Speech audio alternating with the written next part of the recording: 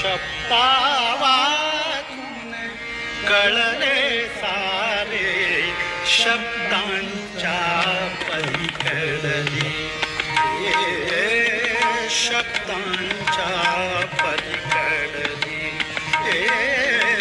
शब्दावातून कळले सारे शब्दांच्या पलीकडे